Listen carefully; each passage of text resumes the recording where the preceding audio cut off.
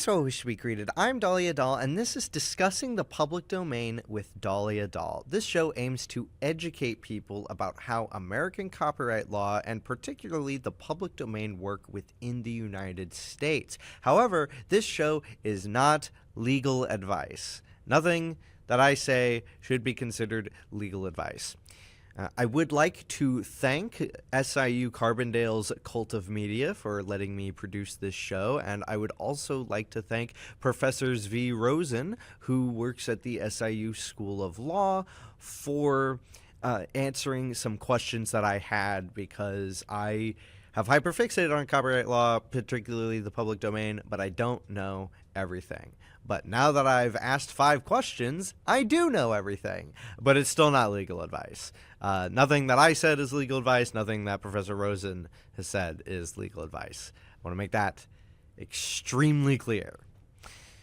So now that I have made it extremely clear that nothing in this show should be considered legal advice, and I have thanked everyone involved, except for my producer and editor, Sloane McCraw. Thank you very much. She's off camera. You can't see her.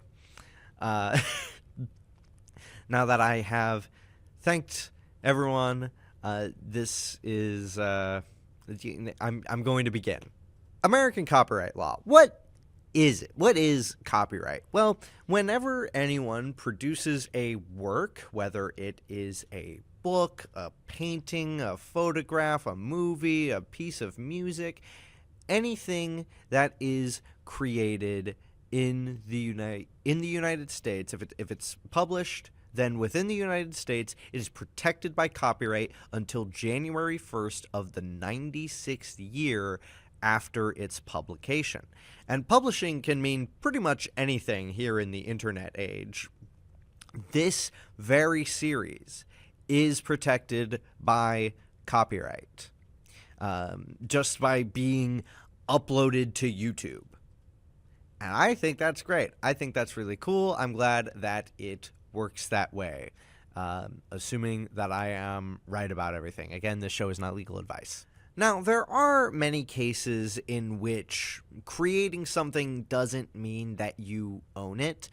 For example, if you are posting it to a social media site and the terms and conditions of that site say that they own anything you create, then that's it. They do. They own it. That's how terms and conditions work.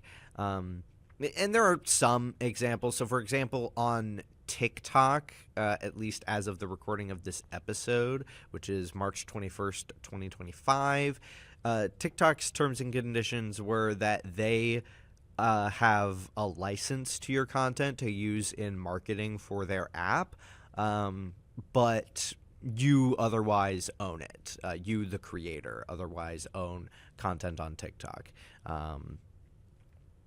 And that's cool. Like, I think that's perfectly understandable for what TikTok is. But I'm not here to judge if TikTok is doing moral things with regards to copyright. No. I'm just here to talk about it and explain how some things work. There's also the work for hire doctrine. If someone commissions someone else to create a work and they've specifically signed a contract, then that person who commissioned the work owns it, not the person who originally created it. You might have heard about people who work for Disney. Disney owns everything that they create, and I haven't read the contract myself, but if the contract states anything that you create while working for the company is owned by the company, then yeah, I mean, that's how contracts work. Contracts can do a lot of things. They can make sure that an actor doesn't compete. You might have heard the term non-compete. This would be the kind of contract that makes sure that if you leave somewhere, you cannot go serve someone's competitor, right? And sometimes that's cool and sometimes that's not. Assuming an actor hasn't signed a non-compete, there is nothing stopping them from playing public domain characters for multiple film studios. For example, Thor from Norse mythology. Now, Marvel owns their interpretations of that character and their expressions of that character, but Chris Hemsworth owns himself. And assuming he hasn't signed a non-compete, he could absolutely play Thor for something that is otherwise not Marvel related. And I think that's a real neat thing. So, maybe Henry Cavill just has to wait a few years and then he can play Superman again. Now, there have been a lot of talks about Superman because he enters the public domain in the United States in 2034. However, he will not be able to fly, as in his originating appearance, he wasn't able to fly. He was just able to leap tall buildings. Honestly, I think that makes a lot more sense. Stan Lee talked about how the reason why he has Thor swing his hammer in a circle before he goes up is because he was annoyed that Superman had no means of propulsion for his flight.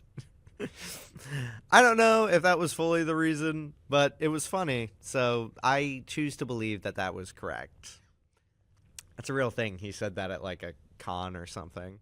However, assuming Henry Cavill didn't sign a non-compete, he owns his likeness and can play Superman in 2034 completely unrelated to DC and anything that they're doing, which would be one of the coolest revenge stories ever. Now, actors portraying characters not being enough to be considered part of the delineation is great. But what about other things? For example, the Addams Family and Mario. The Addams Family first appeared in a series of New Yorker cartoons in 1938, which means that they, as characters, will become public domain in the United States in 2034. But here is thing. And also the rest of the Addams Family, as they appeared in the 1964 television series of the same name. They didn't have their names until this 1964 television series. So how does that work? Can I use the Addams Family characters in a work and just not call them by their names? I mean, that would be awful. That wouldn't work. You can't just have a work and then not call the character by their name. We got to title drop Superman somehow. So what can we do? Are the names copyrightable? Well, I asked Professor Rosen this, and the answer was not a simple yes or no. You see, the reason that I also brought Mario up was because Mario's in kind of the same boat. He didn't have an official name until 1983, 2 years after his debut in 1981. So in the United States, are there just 2 years where Mario will look like this and not have a name? Who knows?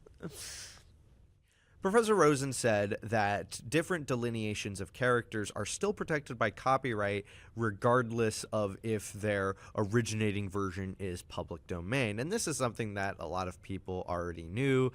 See Mickey Mouse with red shorts, white gloves, and yellow shoes. That was something that everyone was talking about when Mickey Mouse became public domain. Oh, but he has to be the Steamboat Willie one. That doesn't mean that you have to have him wear the hat, because he doesn't wear the hat for most of it. People just do that just to be safe. Now, because the different versions of Mario between Donkey Kong and Mario Bros. Are so similar to each other, one could have the case that using Mario's name to refer to Jumpman, or the Japanese word middle-aged guy.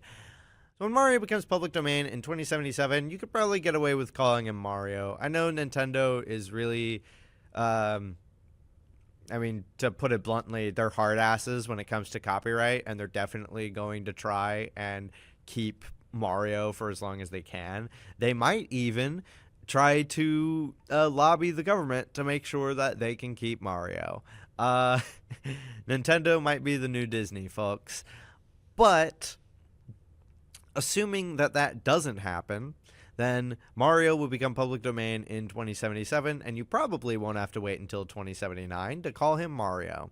The Addams Family, however, you will probably have to wait until 2060 to call them by the names they received in the television series, because the delineations of the characters in the television series are distinct, including their names, from the New Yorker variants. So you might have less of a case, but it's really weird because these characters don't have names to begin with. Like, at least with Mario, people know that he's called Jumpman, in the United States anyway. So a lot of people probably will call him Jumpman. I can't wait for the 2077 horror flick, The Jumper.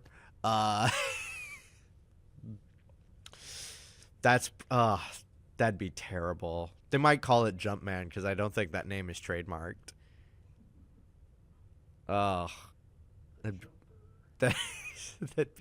It's gonna be awful. That's gonna be an awful movie. I'm thankful that I'll be too old to watch it. No, that's only 50 years from now? Yeah. Shoot. I'll be an old woman and I'll be like, oh, this movie is worse than The Mousetrap, and they'll just wheel me back into my home. Be like, sure thing, Grandma. No, but yeah. So back on track. Can you tell I have ADHD? Back on track. It's weird because the Addams Family characters don't have names outside of the ones that were decided for the television series from the 1960s. They just didn't have names before.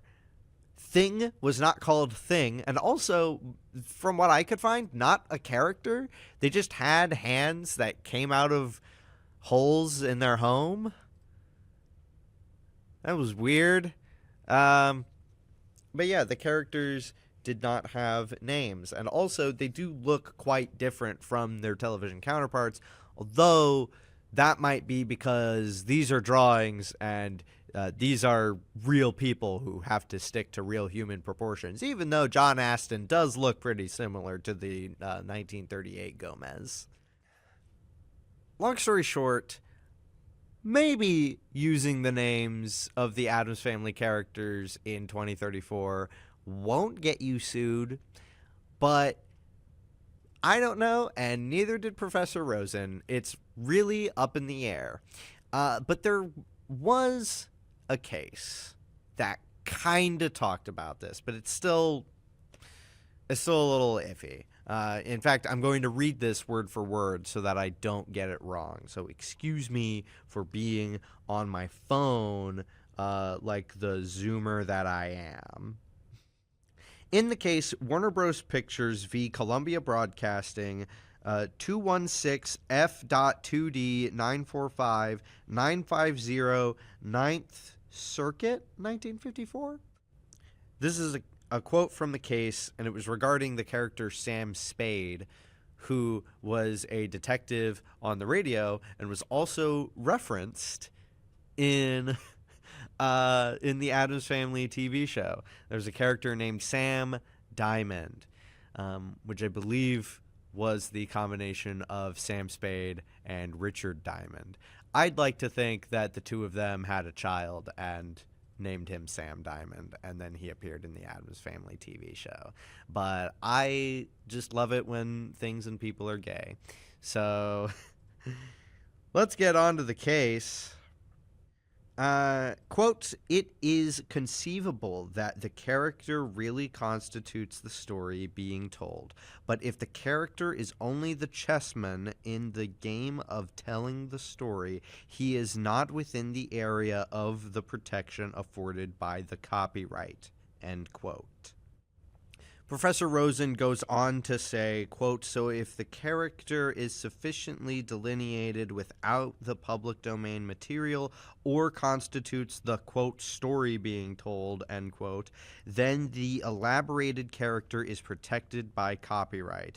But if it's just the pre-existing character with a new name, I suspect the name itself is not sufficient to be separately protectable," end quote. Again, keyword being suspect.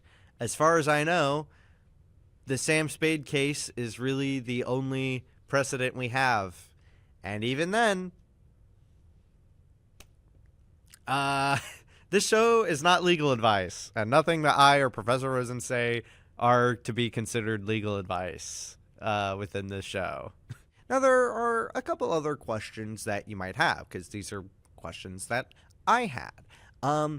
Does copyright protection count internationally? And the answer is now, copyright law does exist internationally. Like, each country has its own copyright law, but not everything becomes public domain at the same time. For example, in Canada, the law is that when the author dies, there are 70 years until it becomes public domain. So on January 1st of the 71st year after the death of the author is when it becomes public domain. And this is as of December 30th, 2022.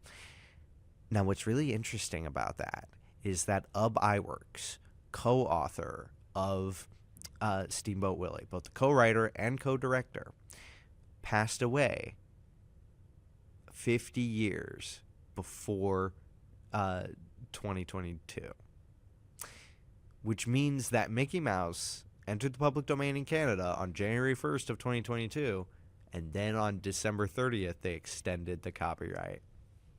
Mickey Mouse has been in several pieces of media over the years, including a little thing called Mickey and the Beanstalk. Now, I was thinking one day, watching one of the Mickey Mouse cartoons, and I noticed that, hey, Mickey and a bunch of other mice are invading the house of a giant cat. What's stopping me from making a Mickey Mouse Jack and the Beanstalk story? And then I thought, no, there is a Mickey and the Beanstalk, right? And there is. So I wondered and asked Professor Rosen, can one make a Mickey and the Beanstalk, so to speak? Obviously, you wouldn't be able to call it that. But can one do it? Because Jack and the Beanstalk is public domain, as is Mickey Mouse. And the answer was, yeah, there's nothing stopping you, but don't infringe on Mickey and the Beanstalk, the copywritten work. And that is, I mean, it's pretty tricky to adapt a public domain story with a public domain character, but to stay away from the copywritten version of that. Now, there's nothing stopping you from making a cel-animated adaptation of The Ballad of Mulan and making it a musical, but you'd have to make sure that it wasn't similar at all to Disney's Mulan. But of course, that is a little easier because Disney's Mulan takes a lot of liberties, takes a lot of creative liberties with The Ballad of Mulan. But Mickey and the Beanstalk, there are only so many changes you can make before it's no longer Jack and the Beanstalk, So, I don't know if anyone wants to make a Mickey and the Beanstalk, but you can. Go for it. I don't I don't care. This isn't legal advice. You can't touch me for telling you that you can do that. Just make sure that it's as different as possible from the copyrighted version, and you should be, you should at least have a case that you're fine. Now, there are a couple things to consider with copyright in general. One thing that you're going to want to look out for is, what is the classification for this work? Because for every piece of art in the United States, it is public domain 95 years after the publication. But Not all works are created in the same way. Some are motion pictures, some are still photographs, some are paintings, some are literary works, books. I forgot the word for it. So if something is considered to be like a literary work, like a book, if it's written, then that's what it is. Now, this is all fine because it really only applies to music. So if you are publishing a work in the United States, you only have to worry about United States copyright law. You don't have to worry about where it was created, the copyright of where it was created. It only matters for where your work is being published. I say you and your, referring to the audience, assuming that you're trying to create something. But this is really anything that you create. So music is weird in the United States because the audio itself, like the audio track, the audio recording, is not always, it doesn't follow the same rules as everything else. The composition is fine. The composition and the lyrics, those are, as far as I know, written works. They are not, they are separate from the audio itself. So, for example, Hot to Go, a song, H-O-T-T-O-G-O, that composition is copyrighted, as are the lyrics, as is the audio.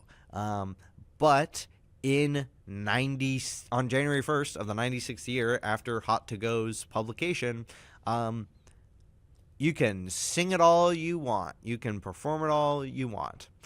And that's kind of a weird one, because technically it is copyright infringement to perform a copywritten song for an audience. So what I just did, were it not considered fair use, would be copyright infringement. But me going, Steamboat Bill steaming down the Mississippi, that is not copyright infringement, because that song is, Steamboat Bill is completely in the public domain. We are free. Now, I mentioned fair use. What is fair use? Fair use is not a right, it is a legal defense. And something is considered fair use if you are transforming the copywritten work from its original form, right? So reviews are fair use. Basically, as long as you're not replacing the original audience. So, for example, the Nostalgia Critic. The Nostalgia Critic is a film reviewer, and he will use clips from the movies that he reviews to talk about the movies and to explain all of his points with critiquing them. And the Nostalgia Critic, known legally as Doug Walker, has had some issues with YouTube's copyright detection system because the copyright holders of the movies he talks about claim that he is infringing on their copyright when he's not. He is doing them under fair use. Now, if I were to, say, play a movie that was copywritten and I put myself in the corner or on the side or somewhere to just have a live cam of me reacting to it, and I'm just like, whoa, that's crazy. Wow, he really is Citizen Kane. Wow. Oh, gee, he's wow, look at that mise-en-scène. That's not transformative. And this is something that Jack Douglas, better known as Jack's Films, has been talking about with reaction content on YouTube. A lot of the time it is not fair use. Summarizing what's going on, that's not fair use.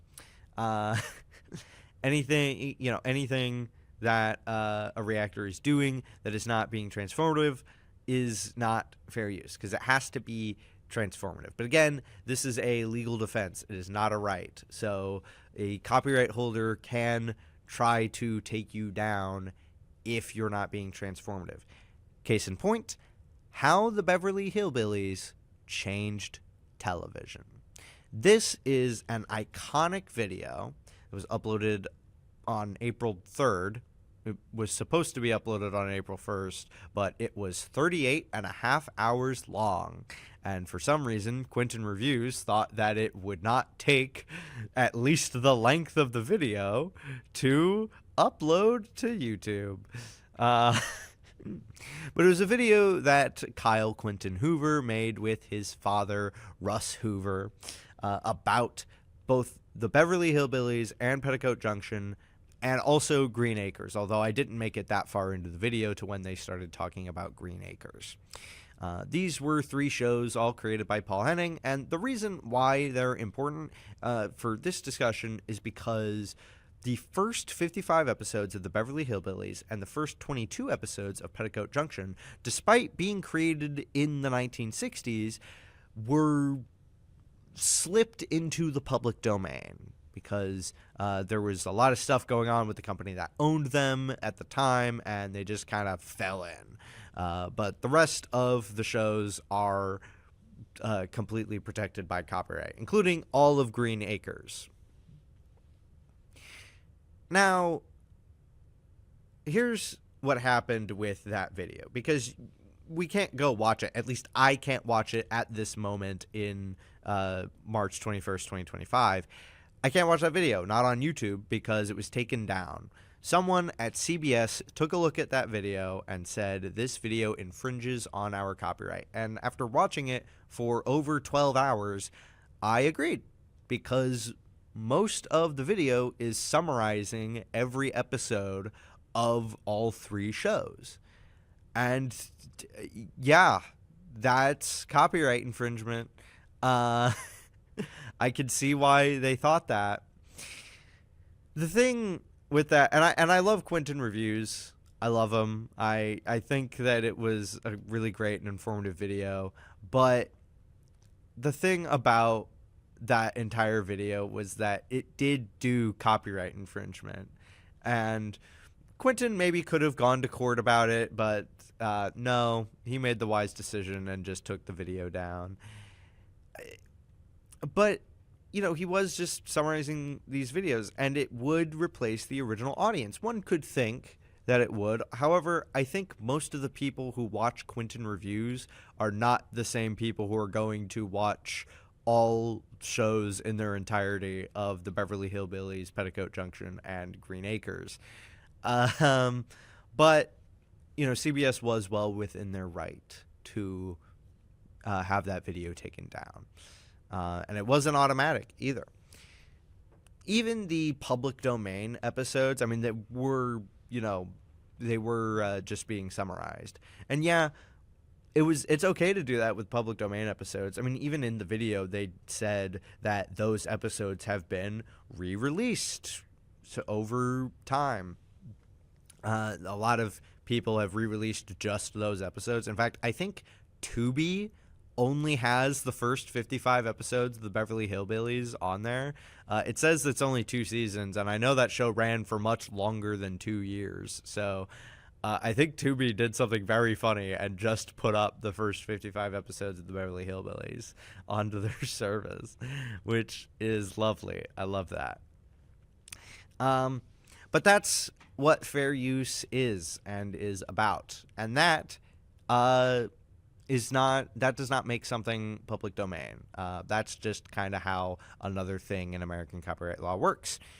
And one more very important thing is that, one, something can be relinquished to the public domain. Like, someone can create a character and say, this is public domain. They can do that, and that's fine. That's cool. An important thing to know about the public domain is that it doesn't have to be 96 years of January 1st after the publication. You can relinquish a work into the public domain. I could say that this episode of Discussing the Public Domain with Dahlia Dahl is in the public domain. I'm not gonna, but I could. And it would be fine. And really all that means is, I mean, laws are only as strong as their enforcement. Nintendo could fully allow a fan game to exist and just not care about it and not prosecute anyone for the use of their characters. that could happen. Disney hasn't taken down Mickey Mouse cartoons from the 1930s, despite still owning the copyright on them, because who cares, right? But there is one thing, because not all work created in the United States is copyrightable. It is if it's created by a human, but not if it's not created by a human. And I know what you're thinking. If a monkey takes a photograph, it's not copyrightable. This photograph of this monkey, this is public domain because this monkey took this photograph. It's very interesting. Someone, I forget his name at this moment, but it's on the screen, set up cameras in the forest, set them up so that monkeys could take photographs, and this monkey took this photograph. And he was selling this photograph to different publications, and then other publications started using the photograph. And he was like, well, no, hold on. That's my photograph. I own that. I set up the cameras. So he went to court about it, and the court was like, yeah, no, the monkey took the photograph. And then PETA said, yeah, so the monkey owns the photograph. And the court was like, no, also wrong. The monkey can't hold copyright because the monkey is not human. Now, perhaps one day in the future, when other life forms show intelligence enough to create art and hold copyright on it, intelligence and ability enough to do that, and they're able to communicate with us, yeah, sure, they'll be able to own the copyright. I can't imagine that'll happen on Earth. That'll probably happen when we meet space aliens. So the real interesting thing is that this is most important when it comes to AI. Now, generative AI has been in talks recently because it is questioned as to if using copyrighted material to train a generative AI model is copyright infringement. And in this case, it was decided that yes, it is. This is a landmark case. This just happened. And it's incredible. But this is just one case, so other copyright holders have to sue other generative AI model makers. But here's a question. If a generative AI model creates something, does that thing infringe on copyright?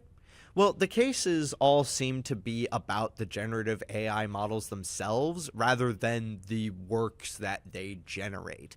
So, because that's who they're suing. Now, the people who own generative AI models like OpenAI and Midjourney, they're like, hey, look, we don't own that.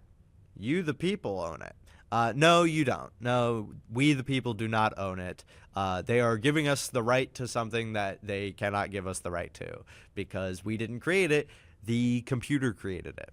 Now, the computer can infringe on copyright, but if there's nothing in there that specifically infringes on the copyright, then that should be fine. There really isn't legal precedent for that. So even me saying that's not legal advice is like, it doesn't mean anything because there's no legal precedent for it. So you'd have to create that legal precedent yourself if you want. But personally, I don't want to get sued over selling a computer-made image of Pikachu.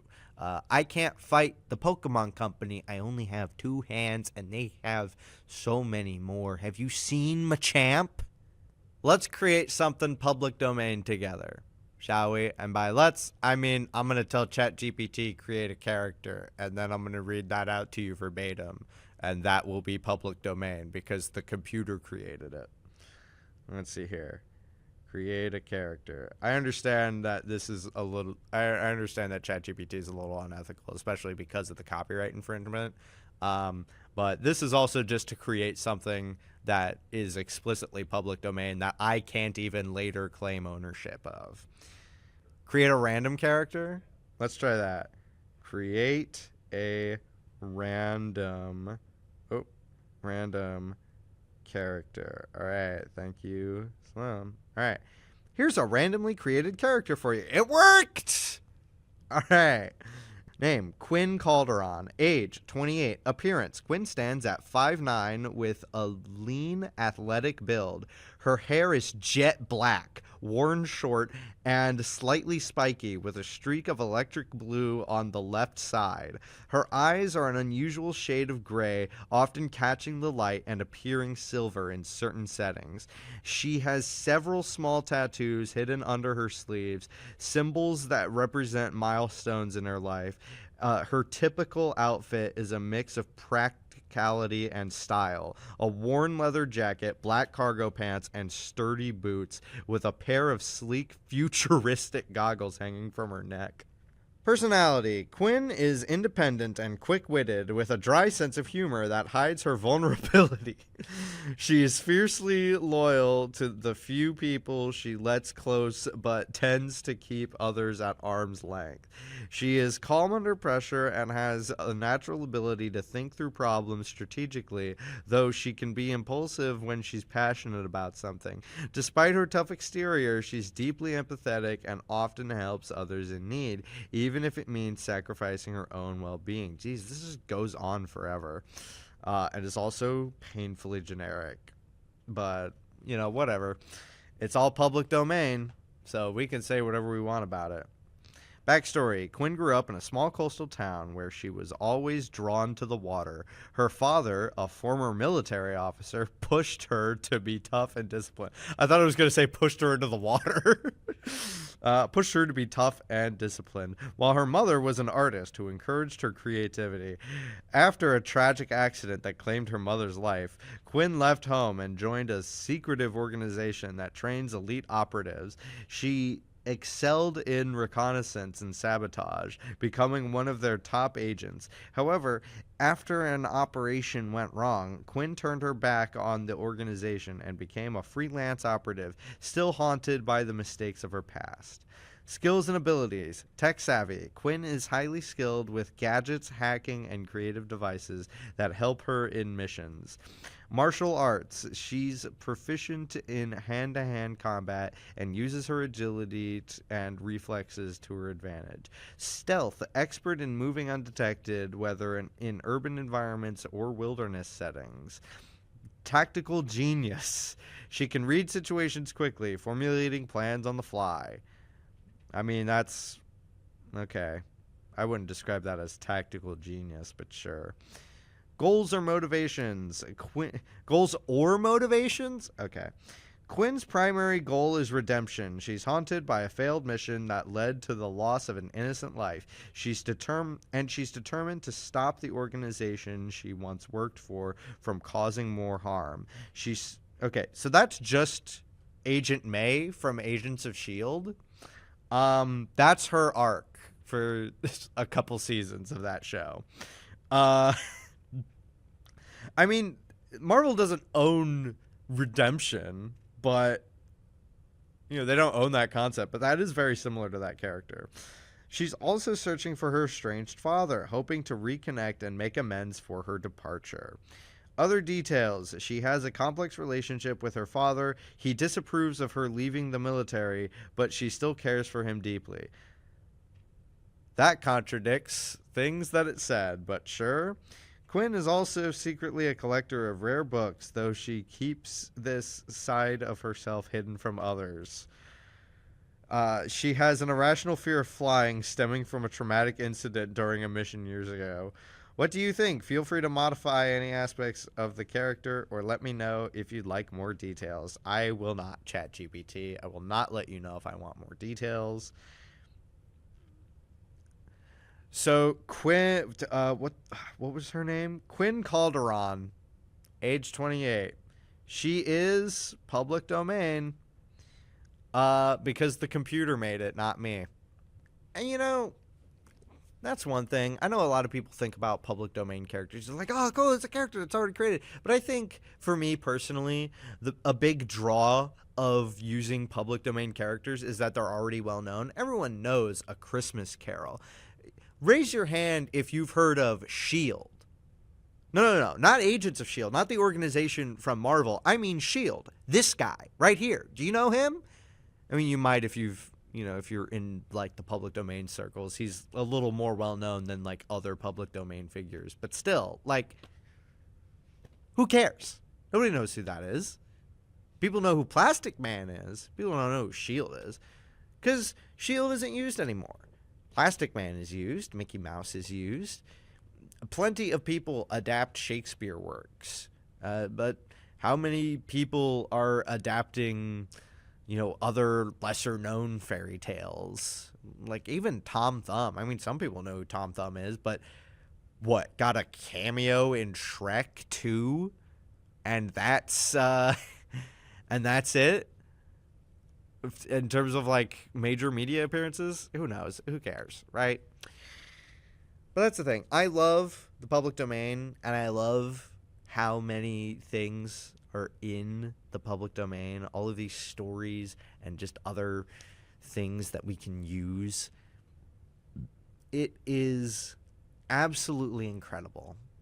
It really is. Seeing all of this stuff being used. I'm seeing ads for like I think a tabletop role-playing game using Winnie the Pooh characters. That's really cool and creative, and I'm so glad that it's not a slasher movie again. All of this is to say, I love human creativity. I think it's amazing, and I want to do so much work with the public domain, including now that I've created that character, Quinn Calderon. Not patent pending. I can't patent that. The AI made it. Good for it. So if you're looking to publish a work in the United States using public domain characters, make sure that you're absolutely not infringing on any copyright.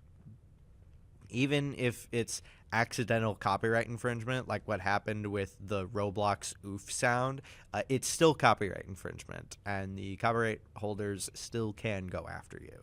So you can't say to ChatGPT, write me a Pokemon story, publish it, and then be surprised when Nintendo and the Pokemon company come after you. But that is all that I have. So please stay tuned for the next episodes. It took me a while to ask Professor Rosen all the questions, so the next 3 episodes have actually already been recorded, and I hope that you really like the show that I'm putting on. I have been Dahlia Dahl, and I've just discussed the public domain. Cut it.